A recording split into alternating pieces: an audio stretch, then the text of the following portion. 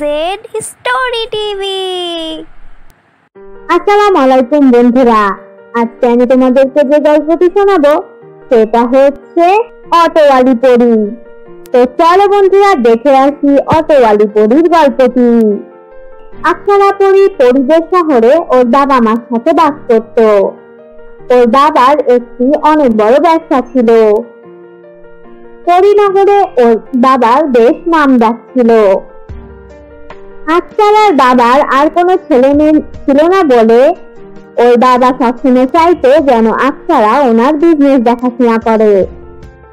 আকসারা, মা, আমি চাই আমার পরে তুমি ব্যবসাটাকে দেখো। ঠিক আছে বাবা, কিন্তু কে বলি আমি পড়াশোনা শেষ করলাম, এখন তো আমাকে একটু এনজয় করতে দাও, তাতে আমি তোমার ব্যবসা দেখাশোনা করছি। আচ্ছা আচ্ছা ঠিক আছে, তোমার যেভাবে ভালো মনে হয়। কিছুদিন পর আকসারার বাবা পৃথিবীতে যাচ্ছিল।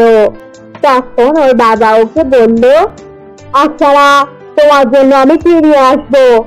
বাবা, আমার জন্য একটা মোবাইল ফোন নিয়ে এসো। তোমার তো একটা মোবাইল ফোন আছে। না, এটা পুরান হয়ে গেছে, তুমি একটা নতুন আমার জন্য নিয়ে এসো। ঠিক আছে, আমি নিয়ে আসবো। তারপরে আকসারার বাবা পৃথিবীতে গেল।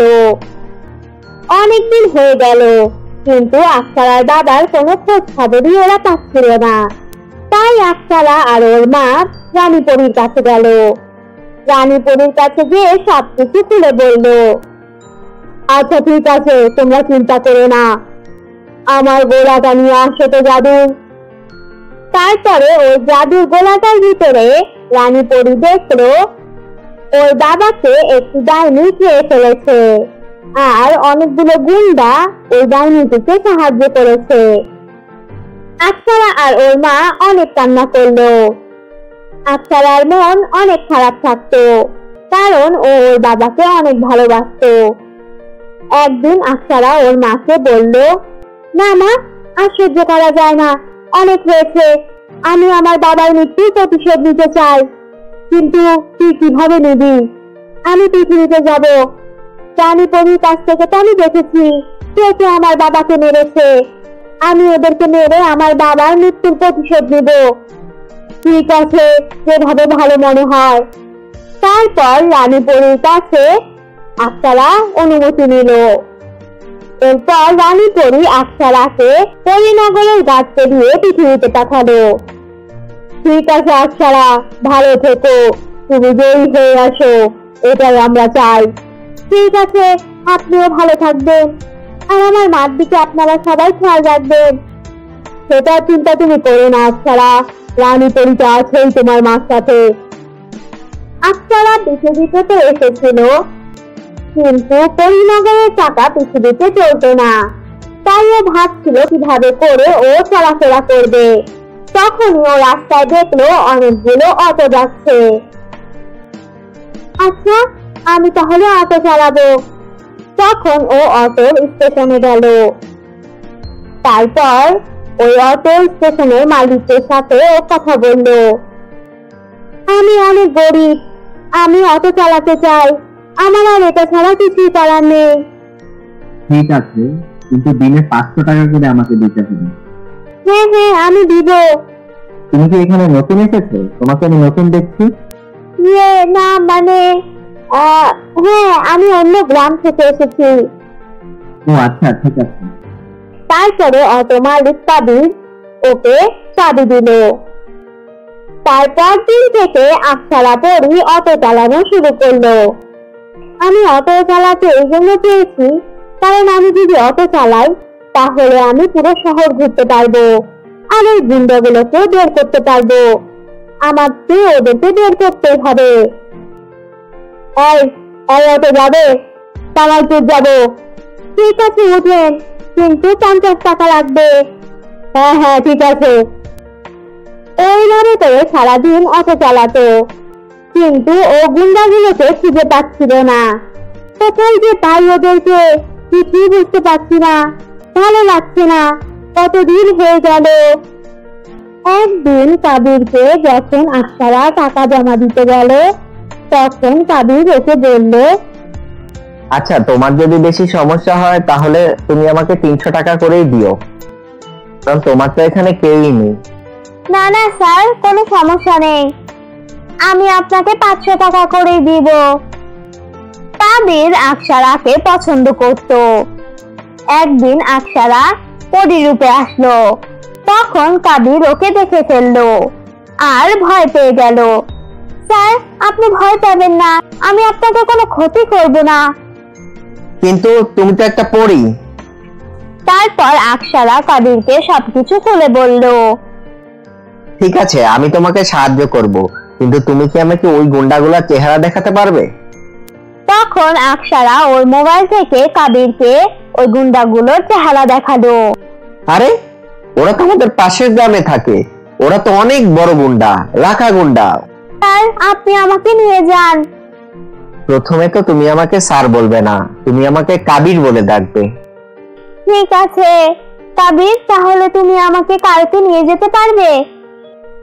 হ্যাঁ হ্যাঁ, কোনো সমস্যা নেই, আমি কালকে তোমাকে নিয়ে যাব। তারপর কাবির ওই গুন্ডাগুলোর কাছে আকসারাকে নিয়ে গেল। কি ব্যাপারটা কি, তোরা এখানে কেন এসেছিস? আরে স্যার, আমরা আপনাকে দাওয়াত দিতে এসেছি। আমাদের অটোর একটা স্টেশন আছে, আরেকটা নতুন আমরা অটো স্টেশন খুলতে যাচ্ছি, ওইটার উদ্বোধনের জন্য আপনাদেরকে দাওয়াত দিতে এসেছি। এটা তো খুবই ভালো কথা, আমরা কালকেই চলে আসব। পরদিন যখন গুন্ডারা ওদের পার্টিতে গেল, আকসারা আর কাবির ওদের শরবতে বিষ মিশিয়ে দিল। তারপর ওরা সবাই ওই শরবত খেলো। পর ওরা সবাই মাটিতে পড়ে গেল। ও কাবির, আমার তো একটা বদলা হয়েছে, এখন আমি ডাইনিকে বের করব। ওই ডাইনিকে বের করে তারপরে ওকেও মেরে ফেলবো। আমি কি তোমার অটোটা নিয়ে যেতে পারি? কাবির ওকে ওর অটোটা দিল। ওইটাতে করে আকসারা পরী ওই জঙ্গলে গেল। এরপর ডাইনিকে ডাক দিল। ডাইনি, তোর যদি সাহস থাকে তুই এক্ষুনি আয়, এক্ষুনি বের হ। ডাইনি ওখানে আসলো। কি হয়েছে তা কি? আমার খাবার হতে এসেছিস নাকি? আমি তোর খাবার হতে আসিনি, আমি তোকে মারতে এসেছি। তারপর ডাইনির সাথে আকসারা পরী মারামারি করলো। এরপর আকসারা পরী ডাইনিকে মেরে ফেললো। আমার আজকে বদলা নেওয়া শেষ, আমি আজকে অনেক খুশি, নিশ্চয়ই আমার বাবাও এটাতে অনেক খুশি হয়েছে। তারপর আকসারা পরী কাবিরের সাথে দেখা করতে গেল। কাবির, তুমি আমাকে অনেক সাহায্য করেছো, যেটা আমি জীবনেও ভুলবো না। আমি তোমাকে যেভাবে পারি কোনো না কোনোদিন সাহায্য অবশ্যই করব, কোনো না কোনোদিন অবশ্যই সাহায্য করব। আরে না না, আমি তোমার মতো একটা বন্ধু পেয়েছি, এটাই আমার জন্য অনেক, আর কিছুই আমার দরকার নেই। তুমি অনেক ভালো, ভালো থেকো কাবির, আবার দেখা হবে। আকসারা, তুমি আমার সাথে আবার দেখা করতে আসবে তো? হ্যাঁ কাবির, আমি তোমার সাথে অবশ্যই দেখা করতে আসবো। এই নাও আমার ফোন নাম্বার, তুমি আমাকে ফোনও করতে পারো। ঠিক আছে আকসারা। তারপরে পরীনগরের গার্ড আকসারা পরীকে নিতে আসলো। এরপর আকসারা পরী পরীনগরে ফিরে গেল। তারপর যে ওদের সবাইকে সবকিছু খুলে বলল। আমি আজকে অনেক খুশি, তুমি আমাকে অনেক গর্ববোধ করিয়েছো আকসারা পরী। তুমি কি চাও বলো? রানী পরী, আমি কিছুই চাই না, আমি শুধু মাঝে মাঝে আমাকে যে সাহায্য করেছে কাবির, ওর সাথে দেখা করতে পৃথিবীতে যেতে চাই। ঠিক আছে, তোমার যখন ইচ্ছা তুমি তখনই ওখানে যেতে পারবে। তারপরে আকসারা পরীনগরে ওর বাবার বিজনেস সামলানো শুরু করলো। এরপর ও মাঝে মাঝে কাবিরের সাথে দেখা করতে পৃথিবীতেও যেত। তারপর ওরা খুশি খুশি থাকতে লাগলো। তো তোমরা দেখলে বন্ধুরা অটোওয়ালি পরীর গল্পটি। এই গল্প থেকে আমরা যেটা শিখতে পেলাম সেটা হচ্ছে আমাদের সবসময় মাথা খাটিয়ে কাজ করা উচিত। তো বন্ধুরা, এই গল্পটি ভালো লাগলে লাইক করো, আর কেমন লেগেছে এটা জানাতে কমেন্ট করো। আর হ্যাঁ বন্ধুরা, আমাদের AZ স্টোরি টিভিকে সাবস্ক্রাইব করো। আল্লাহ হাফেজ।